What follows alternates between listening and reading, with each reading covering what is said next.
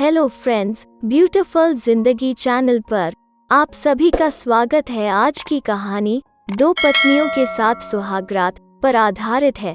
अगर आज की कहानी आपको पसंद आती है तो चैनल को लाइक, शेयर, कमेंट और सब्सक्राइब करना ना भूलें।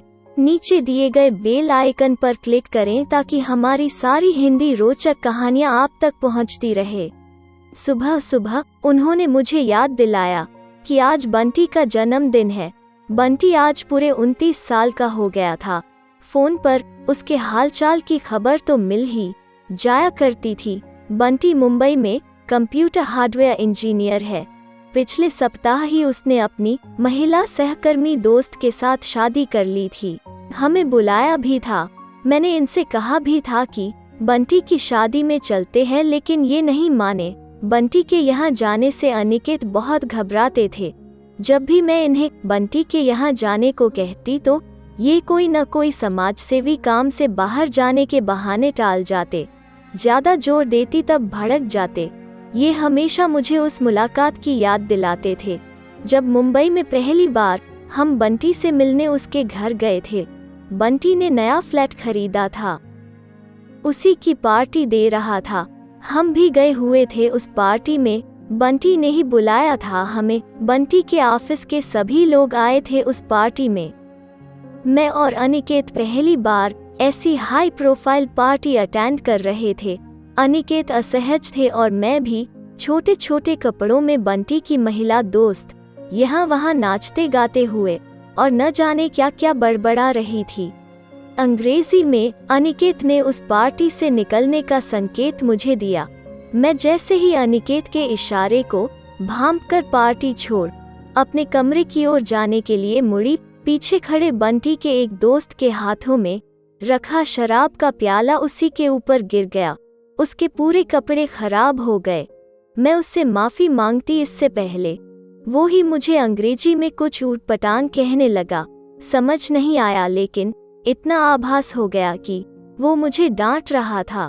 बंटी ने बीच बचाव करते हुए मुझे अपने दोस्त से माफी मांगने को कहा। मैं चौंक गई थी। अनिकेत से रहा नहीं गया। उन्होंने मुझे वहां से बाहर निकाला। बस उसके बाद मैं बंटी से कभी नहीं मिली। बंटी कभी भी मेरे और अनिकेत के रिश्ते से खुश नहीं रहा। वीराज से विवाह कर मैं बहुत खुश थी। वीराज एक शासकीय सेवक थे। ससुराल में सास, ससुर और देवर अनिकेत ही थे। भरा पूरा सुखी परिवार था हमारा। वीराज ने मुझे बंटी की मां बनने का गौरव प्रदान किया था। खूब खुशियां बांटी गई थी पूरे गांव में। पहली बार मां बनकर मैं संतुष्टि का एहसास लिए अपने भाग्य पर इठला रही थी। सब कुछ ठीक ही चल रहा था कि वक्त ने एकाएक करवट ली और सब कुछ बदल गया। भ्रष्टाचार के आरोप में वीराज को नौकरी से निकाल दिया गया। चारों तरफ थू थू होती देख वीराज डिप्रेशन में चले गए। एक रात अचानक उन्होंने घर के अंदर ही पंखे से लटक कर फांसी लगा ली। बंटी उस समय सिर्फ 5 साल का था। उन दिनों के दुख की असहनीय पीड़ा का दर्द आज भी मुझे झंझोर जाता। वीराज के आकस्मिक निधन के बाद मैं अपने मायके लौट गई। कुछ महीनों में सामान्य भी हो गई। तब तक एक नया बखेड़ा हो गया था। मायके और ससुराल वाले मिलकर कुछ षड्यंत्र रचाने में सफल रहे। बंटी की खातिर मुझे और अनिकेत को विवाह करने पर विवश किया गया।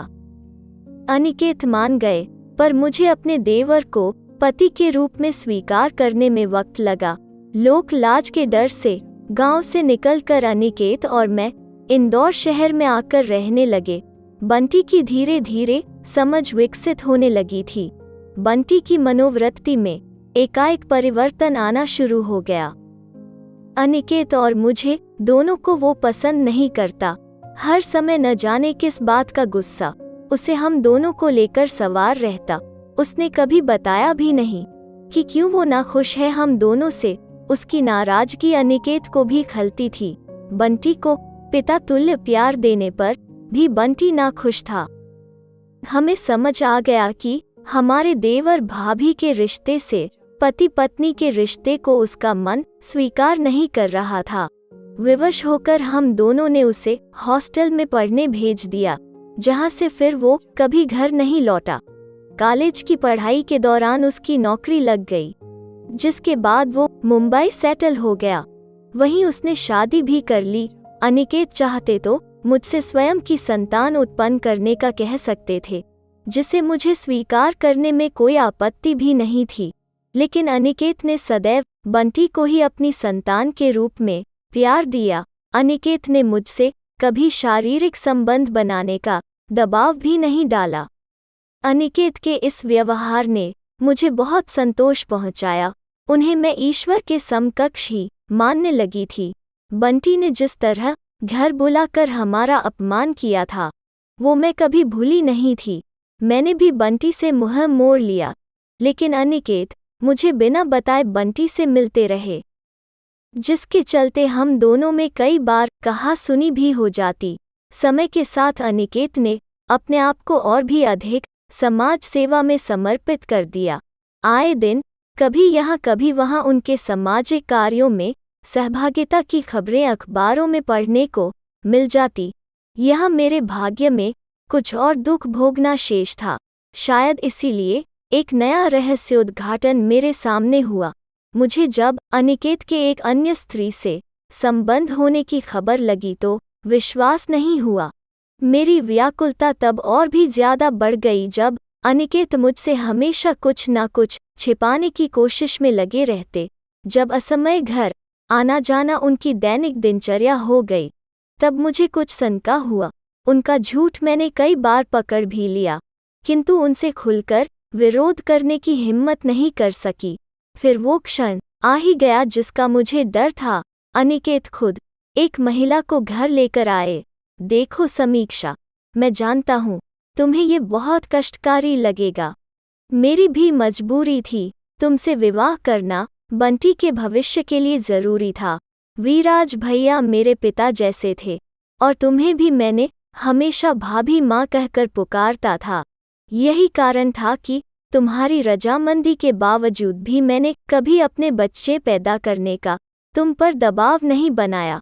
लेकिन अब मेरी भी निजी आवश्यकताएं और सामाजिक दायित्व है, जिन्हें मुझे निभाना होगा।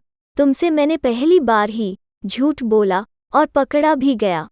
तुम्हें किसी और के मुंह से सुनने को मिले इससे पहले मैं ही सच बता देता हूँ। ये सुमन है, और इसके हाथ में जो बच्चा है वो मेरा बच्चा है। हम दोनों ने गंधर्व विवाह किया है। अब से ये मेरी पत्नी के रूप में पूरे सम्मान से रहेगी। तुम मेरी पहली पत्नी हो, इसलिए तुम्हारा मुझ पर और मेरी संपत्ति पर अधिकार सुमन से पहले होगा। तुम्हारा शेष जीवन भी मेरी जिम्मेदारी है। मैं दोनों को अलग अलग घरों में रखते हुए अपनी जिम्मेदारी को मरते दम तक निभाऊंगा।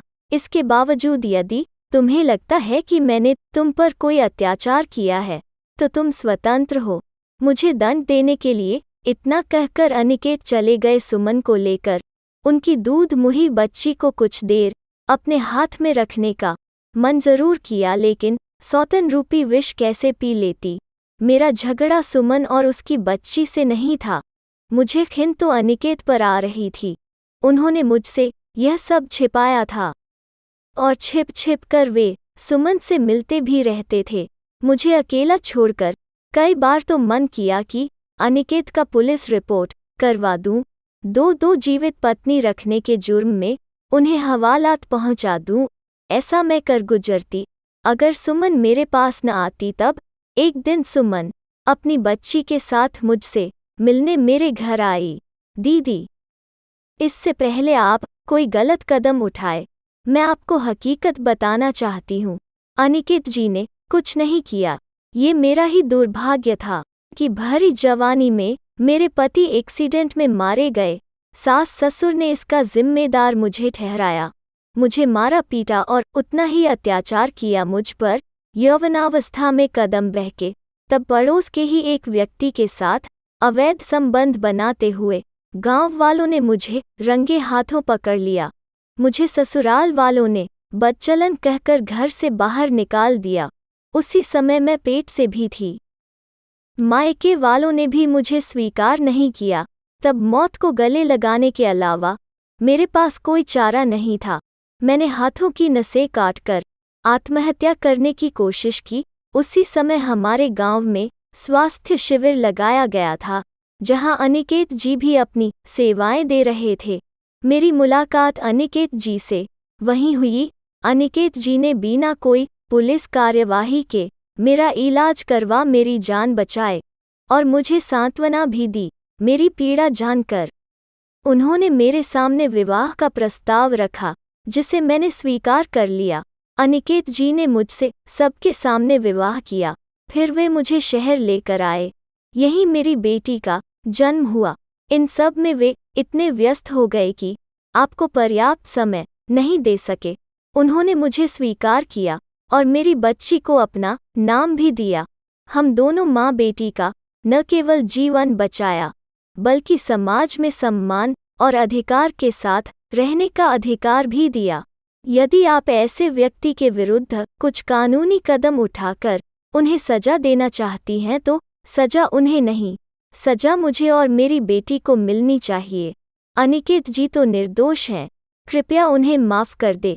यही विनती है आपसे। कहते कहते सुमन की आंखों से आंसू बहने लगे। समीक्षा का भी मन हल्का हो गया। अनिकेत के विरुद्ध उसके विचार पुनः बदल गए थे। समीक्षा ने सुमन की बेटी को अपनी हाथ में लेकर उसे अपने सीने से लगा लिया। समीक्षा और सुमन मिलकर इस नन्ही बेटी का लालन पालन एक साथ करने को राजी हो गई। अनिकेत को असीम सांत्वना मिली। ये सब देखकर अनिकेत के सोशल वर्क में समीक्षा और सुमन भी सहयोग करने लगी। निश्चित रूप से अनिकेत ने सोशल वर्क को कैसे किया जाता है ये समझा दिया, एक नया आयाम दिया था उसने सोशल वर्क को। अनिकेत एक बार फिर अखबारों की सुर्खियों में था। जब यह सब अनिकेत और समीक्षा के रिश्ते की सच्चाई बंटी को पता चली तब उसे भी आत्मग्लानि हुई। उससे रहा नहीं गया और बंटी ने इंदौर आना जाना शुरू कर दिया। अनिकेत को पिता मानने से उसे अब कोई ऐतराज नहीं था, बल्कि उसे गर्व होने लगा था अपने पिता पर। समीक्षा अपने बेटे बंटी को पुनः पाकर बहुत खुश थी। तो दोस्तों, समीक्षा के जिंदगी में अब सब कुछ ठीक हो गया। अब आप बताइए, आपको हमारी कहानी कैसी लगी? अगर आपको आज की कहानी पसंद आए तो अपने अपने सुझाव हमें कमेंट में ज़रूर बताइएगा। और हाँ दोस्तों, चैनल को सब्सक्राइब करना ना भूलिएगा। Thank you for watching. Please subscribe my channel. Bye bye friends.